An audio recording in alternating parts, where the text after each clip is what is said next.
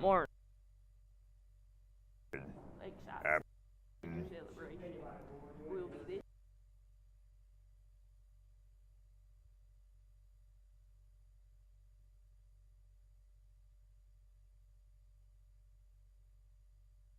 Where you at?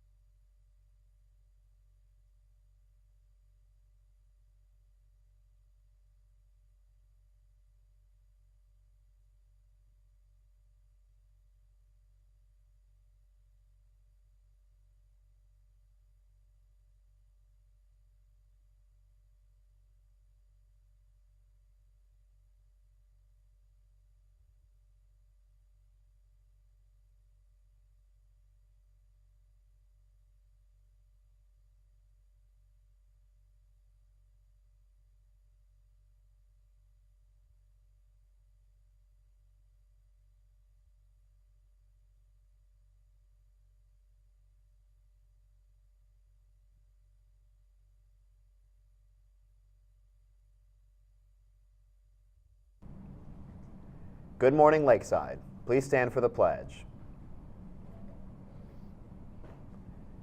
I pledge allegiance to the flag of the United States of America and to the republic for which it stands, one nation, under God, indivisible, with liberty and justice for all. Today is Friday, September 20th. I'm Garrett, and this is Ari. Lakeside September Senior Celebration will be this Sunday, September 22nd at Brand's Apple Orchard at 11 a.m. Come join your senior friends for a morning at the Apple Orchard. Are you looking for some Lakeside gear? The Lakeside Athletic Boosters is having a flash sale right now during lunch in the ticket booth. T-shirts are only $5. Come check it out. Tonight's game against Hawken is a whiteout. Come out and support your Dragons. Everyone must wear shoes at their feet at the homecoming dance. No one will be allowed to walk around barefoot, so if you do not plan on wearing your fancy shoes all night, bring a pair of sandals or flip-flops. Do not bring slippers. If you're interested in learning more about Model UN, come to the meeting after school today in Mr. Murphy's room, A208. Students interested in playing baseball this spring are meeting again in the field this Friday from 2 to 3. If you have any questions, see Coach Nappy. National Honor Society completed applications are due to Mr. Roth or the main office today by 2:30 p.m. Applications must be completely filled out and late submissions will not be accepted. If you ordered a yearbook last year at the high school or at the junior high, they will be available for pickup today during lunch. See Mr. Mill if you have any questions. Only 75 homecoming tickets remain. Please do not bother Ms. Stewart if she is teaching a class. In CVC tennis action yesterday, Ari Toth won second place, Layla Jones took third. As for doubles, Hannah Olson and Anastasia Sanders took third place. Congratulations, girls. Congratulations to the girls volleyball team for a hard-fought win against Conneaut in 5 sets. Next week is Spirit Week for homecoming. Monday is PJ Day, so wear your comfiest school-appropriate jammies. Tuesday will be Twin Day. Wednesday will be Wacky Wednesday, wear your craziest hats, socks, or outfits. Thursday is Hippie Day, just like a flower child. And Friday will be Lakeside Spirit Day, just like the most spirited dragon fan. And now we go to Lauren for a special politics segment. Good morning, Lakeside. I'm here with County Commissioner J.P. Ducro to ask him some questions about the role of County Commissioner. What does the role of County Commissioner entail? Well, first of all, Lauren, I'd like to thank you so much for inviting me to come. It's a pleasure and a privilege to be here. County Commissioner, I think the simplest way I can explain it would be if county government were a corporation, the commissioners are kind of like the board of directors. So there's 3 of us, and one of us doesn't really have any power. So we often say one person can't buy a pencil, but 2 of us could sell the whole courthouse. So we have to come to a consensus. We have to make sure that we're respectful of each other's opinions, and we work together to try to make decisions in the best interest of the county. So we have a lot of different roles. Our primary role would be the budgeting authority for the county, so we don't really get to tell other elected officials how to spend the money that we give them, but we have to make a decision on what amount of money is appropriate for them, or that we can afford for them to operate their departments. And then they kind of have to take that number and then break it down to how much is for payroll and how much is for supplies and how much is for contracts and other things that they need to operate their office. Excellent. On the topic of budgeting, what is the process like? How are changes made? How long of a process is it? So the budget process, all in all, probably takes a little longer than most people would think. I mean, it's probably close to half the year we spend on the budget, but we rely so much on our county administrator, as well as her work with the auditor's office. So our county administrator is Janet Disher. She does an excellent job, has a lot of institutional knowledge, and she kind of works with the departments to get estimated revenues and estimated expenses, and that process usually begins in September, where she's seeking out that information and getting back reports. And then we just last week put on our calendar schedules for budget hearings with all the different elected officials and their departments that are going to take place in November. So we will go through those discussions with them. They'll talk about the things that they may need, changes that may be necessary, if they feel that they need additional staff possibly, or there may be an unusual expense, maybe they need a vehicle, or maybe they need additional equipment. We'll talk about those things, see if it's feasible to work them into their budget. And then we have to make a decision on a final budget by March 31st of the next year, so in 2025. But we usually try to do that usually by the end of February.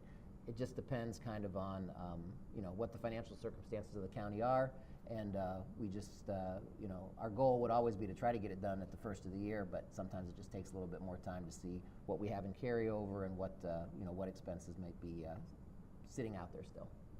How do national and state activities affect decisions or changes here in Ashtabula, especially financially?